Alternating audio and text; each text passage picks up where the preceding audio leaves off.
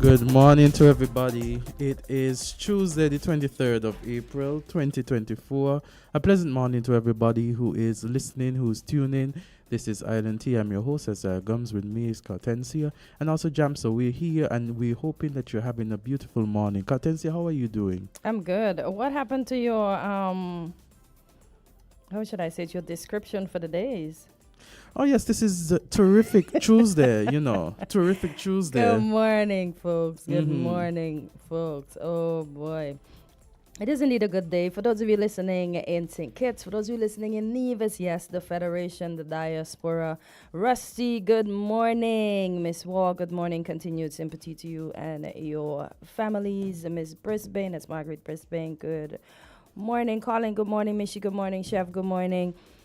Oh, gosh, the names are too many. Gawain, good morning. Good morning, good morning, good morning, good morning. Good morning, everybody.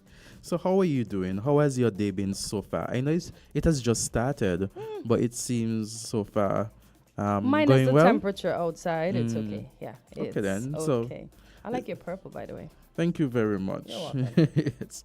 So we had so many. Yesterday we spoke about the crime issue. We spoke about the fact that crime still plagues us here in St. Kitts and Nevis. The number of homicides has increased, especially since 2022, over 40 since 2022.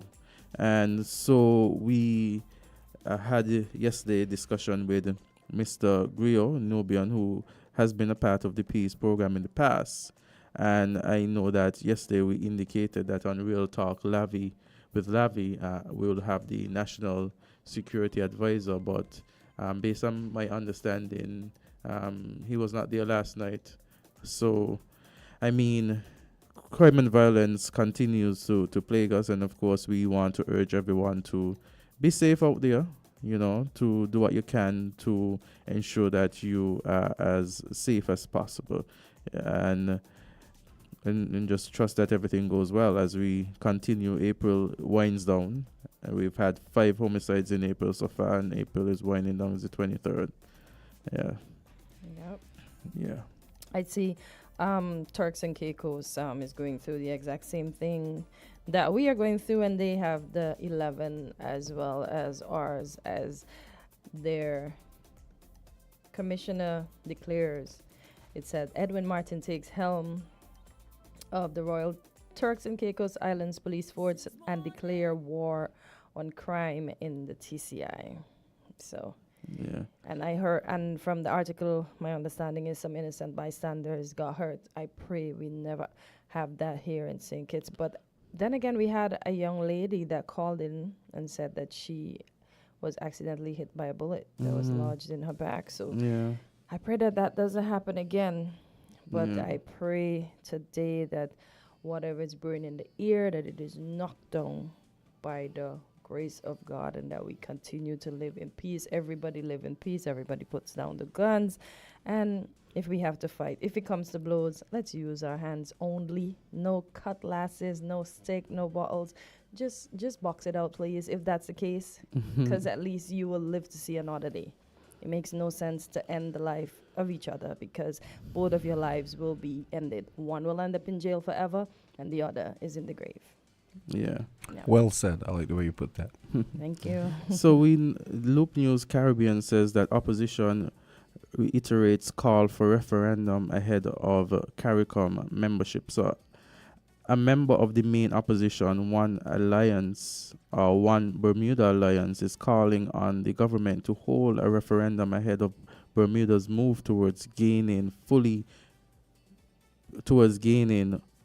membership of the Caribbean Community grouping. So it says full membership of CARICOM should be decided by a referendum. Ultimately, whether a full membership is good or bad depends on the country's goals, priorities, and capacity to engage effectively within the regional framework.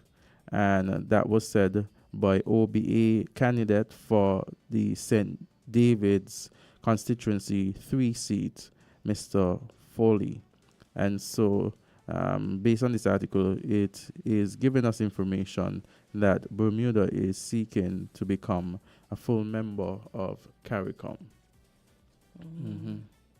And we know that CARICOM has been making the waves over the past months in terms of the need for action to be taken as it relates to what is happening in Haiti. And in addition to that, we had discussions and talk about free movement of individuals, the restriction of the automatic 6 months stay, removing that criterion.